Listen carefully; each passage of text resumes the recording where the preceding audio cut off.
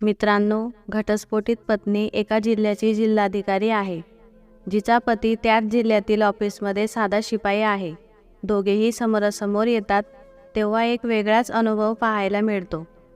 ही गोष्ट आहे राजस्थानमधील जयपूर शहरातील मानसी नावाच्या मुलीची. मानसी 10वीत शिकत असताना ती एक बातमी ऐकते आणि बातमीत पाहते की एका गरीब कुटुंबातील मुलगी IAS पास झाली. तेव्हापासूनच तिला IAS पास होऊन कलेक्टर होण्याची इच्छा होती. त्या मुलीने जो अभ्यास केला होता ती पण त्याच स्तरावर अभ्यास करते आणि तेव्हापासून ती तिच्या अभ्यासावर पूर्ण भर देते. आता ती इंटरमिजिएट करते. इंटरमिजिएट चांगल्या गुणांनी उत्तीर्ण झाली.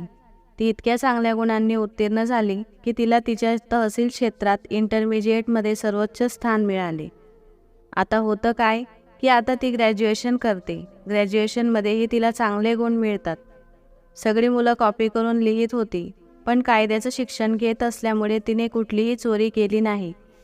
तिच्या मनात एकच गोष्ट चालू होती की मला IAS पास होऊन कलेक्टर व्हायचे आहे.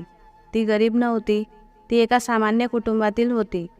कारण तिचे वडील एका सरकारी शाळेत शिक्षक होते.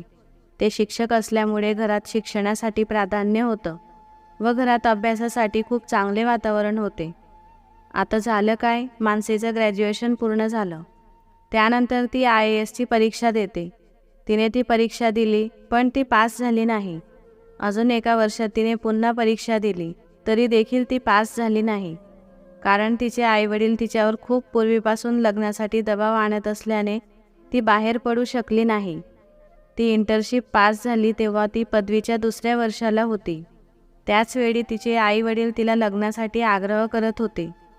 ते लग्नाबद्दल बोलायचे. नेहमी तिला आजूबाजूच्या मुलींचे उदाहरण द्यायचे, पण मानसीने त्यांना स्पष्टपणे नकार दिला होता.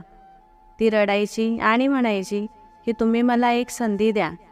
तर तिचे वडील म्हणतात, ठीक आहे, एक संधी देतो, पण जर तू अपयशी झाली तर तुला आमचे म्हणणे ऐकावे लागेल. मग काय, एकदा अपयश आले की मर्यादेच्या वर दबाव निर्माण होऊ लागतात.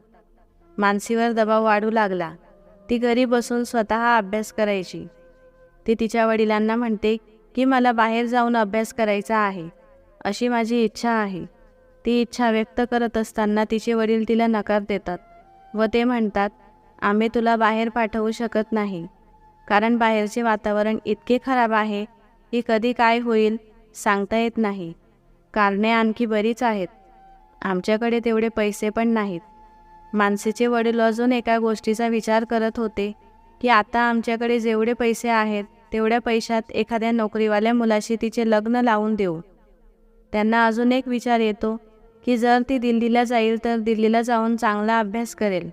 अभ्यास करून एखाद्या कंपनीत चांगला जॉब मिळेल व एका चांगल्या नोकरीवाल्या मुलाशी लग्न करेल. पण जर ती उत्तीर्ण होण्यास सक्षम झाली नाही तर? त्यामुळे त्यांच्या मनात हा प्रश्न यायचा की माझे पैसेही वाया जातील आणि मग आम्ही तिचं लग्न हवं तिथे करू शकणार नाही. या दृष्टिकोनातून मानसीचे वडील तिला स्पष्टपणे नकार देतात. आम्ही तुला दिल्लीला पाठवू शकत नाही. तू इथेच अभ्यास कर. तुला 1 वर्ष आहे. तुला 1 वर्षाची संधी आम्ही देत आहोत. पण मानसीकडून लग्नाच्या प्रेशरमुळे अभ्यास होत नव्हता. घरात नेहमी लग्नाची चर्चा होत असे. कोणी ना कोणी नातेवाईक स्थळं आणायचे व तिला नेहमी सांगायचे की हा मुलगा चांगला आहे, तू लग्नासाठी होकार दे. त्यामुळे ती खूप त्रस्त झालेली होती. या सगळ्या गोष्टीचा अभ्यासावर परिणाम होऊ लागला. तिचं मन अभ्यासातही लागत नसे. तिला कोणतीही मार्गदर्शक सूचना मिळत नव्हती. अचानक तिला एक स्थळ आले. मुलगा एका कार्यालयात शिपाई होता. तिच्या घरच्यांनी त्या मुलासोबत तिचे लग्न लावून दिले. लग्न करून ती तिच्या सासरी घरी खूप आनंदाने जाते आणि तिच्या सासरच्या घरी राहते. सासरच्या घरातून ती आईवडिलांच्या घरी जात येत राहते. तिचा संसार खूप छान चालला आहे. कोणत्याही प्रकारची समस्या नाही, कोणतीही अडचण नाही. पण IAS पूर्ण करायचा आहे असं तिच्या मनात होतं. हा विचार तिच्या मनातून निघत नव्हता. तिचं मन तिला खूप खात होतं. तिचं एकच ध्येय होतं की आपल्याला IAS पूर्ण करायचे आहे. मला कलेक्टर व्हायचे आहे. त्यासाठी मला काहीही करावे लागले तरी मी ते करेन. एके दिवशी ती तिच्या नवऱ्याशी बोलते. जेव्हा ती विकासशी बोलते तेव्हा विकासला हे समजले कारण त्याला माहीत होते की त्याची बायको खूप हुशार आहे.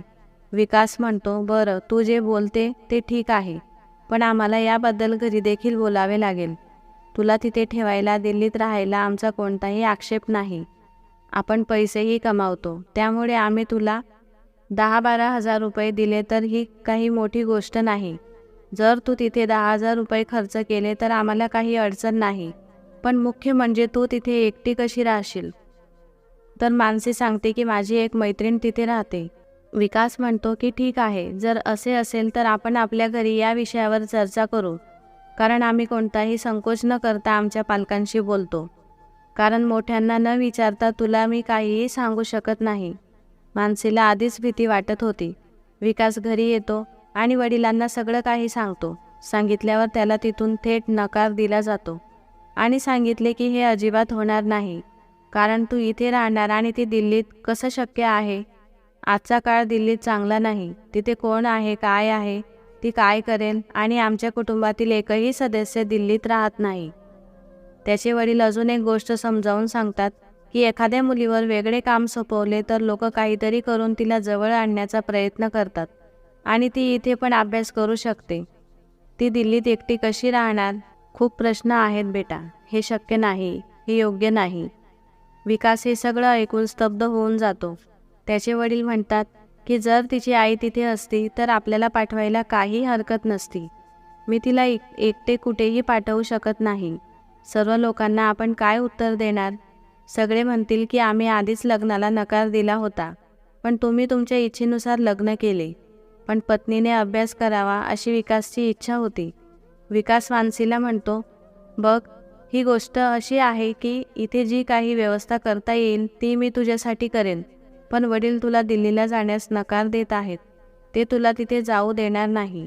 पण आता मानसीच्या मनात पक्के झाले होते की आपण दिल्लीला गेलो तरच आपण IASची परीक्षा पास होऊ शकतो, कारण तिची मैत्रीणही तो अभ्यास करत होती. पण आता घरात रोजच भांडणे होतात. ती रोज आपल्या नवऱ्याला सांगत असे की तुम्ही काहीतरी प्रयत्न करा, पण मला दिल्लीला जाऊ द्या, जेणेकरून तुमचे आईवडील ऐकतील आणि मला दिल्लीला पाठवतील, अशी तिची इच्छा होती. पण ती जितकी घरात रागवत होती त्याचा परिणाम खूप वाईट होत होता. तिचे असे वागण्यामुळे तिचे सासू सासरे अजून कठोर झाले. दिल्ली जाण्यावरून आता विकासलाही खूप वाईट वाटत होतं. त्याने तिला सांगितलं की पालक नकार देत आहेत तरी देखील तिला समजत नाही. एके दिवशी भांडण होते. भांडणाच्या वेळीही विकास मानसीला हेच सांगतो की जर असं होतं तर तू लग्न करायला नको होतं. तुझ्या आईवडिलांनी जे काही हुंड्यात पैसे दिले होते ते घेऊन तू दिल्लीला अभ्यास करायला निघून गेली असती तर बरं झालं असतं. हे ऐकून मानसी अजून चिडून जाते. ती जोराजोरात ओरडून विकासशी भांडू लागते. विकासला संताप येतो आणि विकास तिला कानामागे एक वाजवतो आणि म्हणतो की तू निघून जा तुझ्या घरी. मानसी बॅग भरून तिच्या घरी निघून जाते. 2-3 महिने वर होऊन जातात. विकास मानसीला घेण्यासाठी 2-3 वेळा येतो, पण मानसी परत जाण्यास नकार देते. एक दिवस तिच्या मैत्रिणीशी बोलत असताना ती तिला सगळा प्रकार सांगते. तिची मैत्रीण तिला सल्ला देते. ती जे सांगते ते तिच्या मनात बसतं. ती म्हणते की बघ, तुझा नवरा काम करतो, मग तो काम करत असताना तू काय करशील? तो तुला असं काही देणार नाही आणि तू संसारात राहून काही करू शकणार नाहीस, म्हणून तू घटस्फोट घे, म्हणजे तुला स्वातंत्र्य मिळेल, आणि जर तू त्याला घटस्फोट दिला तर तो तुला भरपाई देखील देईल. आता काय होतं की ही गोष्ट तिच्या मनात पक्की बसली होती. तिची मैत्रीण घटस्फोटाबद्दल तिला जे म्हणते ते अगदी बरोबर आहे असे तिला वाटते आणि ती कोर्टात घटस्फोटासाठी अपील करते आणि कोर्टात फाईल करते आणि नंतर घटस्फोटाच्या प्रक्रियेला थोडा वेळ लागतो. म्हणून विकास म्हणतो की मी तिला घटस्फोट देऊ इच्छित नाही, पण न्यायालयाने विकासला सांगितले की जोपर्यंत तुम्ही घटस्फोट देत नाही तोपर्यंत तुम्हाला किमान 7 ते 8 हजार रुपये द्यावे लागतील. ते तुम्हाला द्यावेच लागेल. तुमच्या खात्यातून तिच्या खात्यात ते हस्तांतरित केले जाईल आणि त्यानंतर 1-2 तारखानंतर पुढील निर्णय घेतला जाईल. मग विकास मानसीला म्हणतो, तुला दिल्लीला जायचे असेल तर घरी परत ये, आपण एकदा बोलू. विकासचे असे बोलण्यामुळे विकासचे वडील खूप रागवतात आणि विकासला म्हणतात की अशी मुलगी आम्हाला नको, तू तिला घटस्फोट दे. आपण अशा मुलीला कशी ठेवू शकतो? विकाससुद्धा शांत होतो आणि विचार करतो की काही अडचण नाही, आणि याचप्रमाणे दोघांमधील नातेसंबंध पूर्णपणे तुटून जातात. वेळ येते आणि वर्षभरानंतर दोघांचा घटस्फोट होतो आणि विकास तिला दरमहा 10,000 रुपये देईल असे ठरते. घटस्फोट अंतिम होत असताना शेवटी ज्या दिवशी निर्णय झाला त्या दिवशी विकास चांगलाच चिडला आणि त्याने मानसीला चांगले वाईट सगळे सांगितले. झालं असं की दोघांमध्ये भांडण झालं नाही, पण भांडण सोडलं तर जे व्हायचं ते तिथेच झालं. विकासने तिथे काही चुकीचे शब्दही वापरले, ज्यामुळे मानसीला खूप राग आला. मग मानसी तिथून निघून जाते. तिलाही खूप राग येत होता. ती पुन्हा परीक्षेची तयारी करते, पण ती यावेळी अपयशी होते. पुढील वर्षी ती खूप मेहनत घेते आणि त्या मेहनतीचे फळ म्हणजे ती IASच्या सर्व परीक्षा उत्तीर्ण होते. सर्वप्रथम तिला डेप्युटी कलेक्टरची पोस्टिंग देण्यात येते. त्यानंतर तिला थेट कलेक्टर म्हणून जिल्हाधिकारी कार्यालयात जावे लागते. तर तिची निवड त्याच जिल्ह्यात होते जिथे तिचा नवरा विकास शिपाईची नोकरी करत होता. मानसी त्या जिल्ह्याची कलेक्टर बनते आणि ती कलेक्टर झाल्यावर एके दिवशी अचानक तिला ज्या ऑफिसची माहिती होती तिथे सकाळी तयार होऊन ती जाते. तिथे गेल्यावर तिला दिसले की तिथले सगळे कर्मचारी आले आहेत. ती सगळ्यांना पाहते, पण तिला विकास दिसत नव्हता. आता जेव्हा तिला विकास दिसत नाही तेव्हा ती थोडी चिंतेत होते, कारण तिला तिच्या नवऱ्याबद्दल सर्व काही माहीत होते. त्या माध्यमातून ती SP संपर्क साधते आणि मला या शिपाईचा पत्ता हवा आहे आणि तो सध्या कुठे आहे.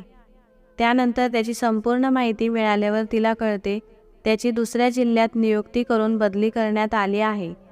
आता काय त्याला या जिल्ह्यात बोलावून विशेषतः आपण राहत असलेल्या जिल्हाधिकारी कार्यालयात ड्युटी लावावी असे सांगितले जाते.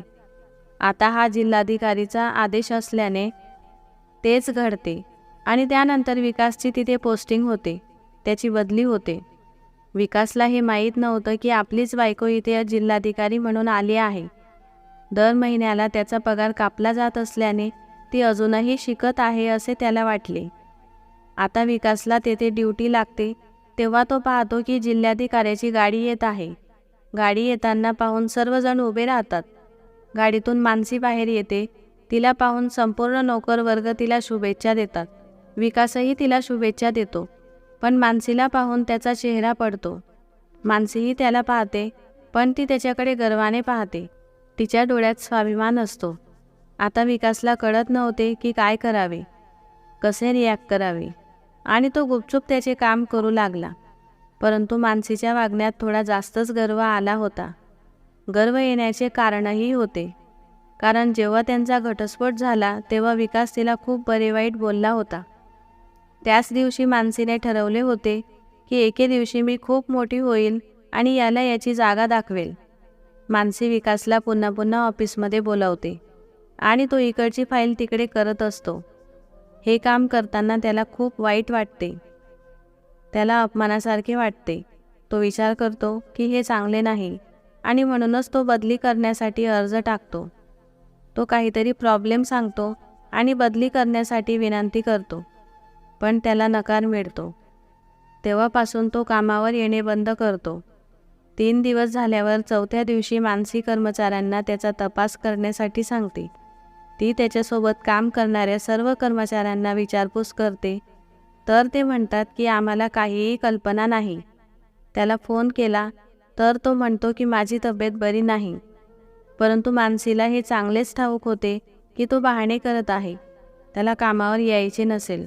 त्यानंतर अजून एक कर्मचारी मानसीला म्हणाला की तो बहाणे करत आहे. ती कॉल करून विकासला ऑफिसला बोलवते आणि त्याला सगळ्यांसमोर बोलते की हे आपले घर नाही, हे ऑफिस आहे. इथे काही नियम व अटी असतात. हे ऐकून इतर कर्मचारी घाबरत होते, पण विकासच्या चेहऱ्यावर जराही टेन्शन नव्हते. तो एकदम नॉर्मल होता. विकास मानसीला म्हणतो की मी तुम्हाला रिझाईन लेटर दिले होते, पण त्यावर तुम्ही मला काहीही प्रत्युत्तर दिले नाही. मला येथे काम करायचे नाही. तुम्हाला जे करायचे असेल ते करा.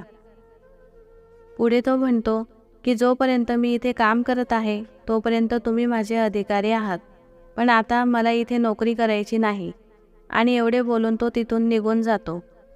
त्याचे असे बोलणे ऐकून इतर कर्मचारी आश्चर्यचकित होतात. त्यांना असे वाटते की तो एवढं सगळं बोलून गेला आणि मॅडम काहीच बोलल्या नाही. त्यांनी जास्त काही रिॲक्ट केले नाही. कुणालाच काही कळत नाही की नेमकं काय चाललं आहे. बाकी कर्मचाऱ्यांना असे वाटते की तो खूप उद्धट आहे आणि त्याला इथून काढले पाहिजे. त्यावर मानसी त्यांना म्हणते की त्याला येथून काढायचे नाही, त्याला आपण चांगलाच धडा शिकवूया. विकासच्या बाजूलाच एक शिपाई कर्मचारी राहत होता. तो विकासबद्दल सर्व माहिती ऑफिसमध्ये द्यायचा. एके दिवशी अचानक विकासचा ॲक्सिडेंट झाला आणि ही गोष्ट तो शिपाई ऑफिसला जाऊन सर्व कर्मचाऱ्यांना सांगतो. मी त्याच्याजवळ जात आहे, येथील कामकाज तुम्ही सांभाळा, असे तो कर्मचारी सांगतो. आणि ही गोष्ट मानसीच्या कानापर्यंत जाते. तिला मोठा धक्का बसतो. ती उठून उभी राहते आणि हॉस्पिटलला जायला निघते. इतर कर्मचारी तिला विचारपूस करू लागतात की मॅडम तुम्ही कुठे जात आहात? मानसी म्हणते की मी हॉस्पिटलला जात आहे. हे ऐकून सर्वांना आश्चर्य वाटते, कारण विकासने कामही सोडले होते तरीही मॅडम त्याला पाहण्यासाठी हॉस्पिटलला जात होत्या. विकास त्यांच्यासोबत खूप चुकीचे वागला होता, तरीही मानसीच्या डोळ्यात पाणी आले. तिच्यासोबत इतर कर्मचारीही हॉस्पिटलला जाण्यासाठी निघाले. जेव्हा मानसी त्या हॉस्पिटलमध्ये गेली, तिच्या मागे हॉस्पिटलचे सर्व डॉक्टर कर्मचारी धावू लागले, कारण सर्वांनाच हे माहीत होते की मानसी जिल्हाधिकारी आहे. आणि ते धावतच विकासच्या रूममध्ये गेले. डोक्याला मार लागल्यामुळे तो बेशुद्ध अवस्थेत होता.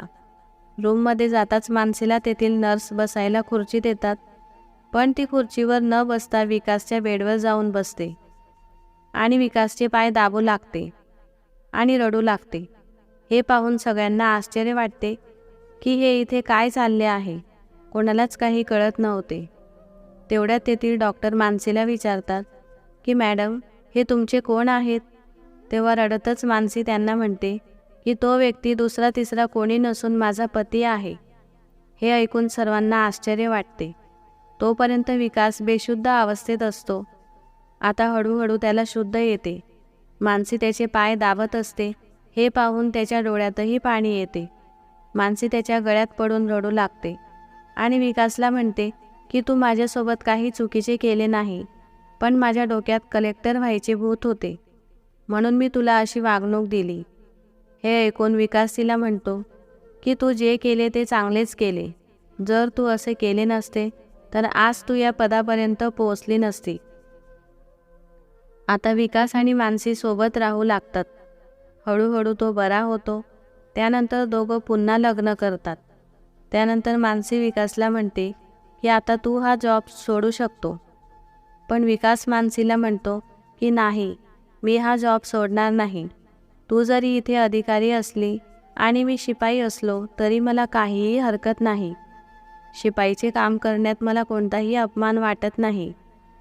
आता ऑफिसमध्ये विकासचा सर्वजण आदर करू लागले, पण तो आजही सर्वांना येता जाता नमस्कार करत होता.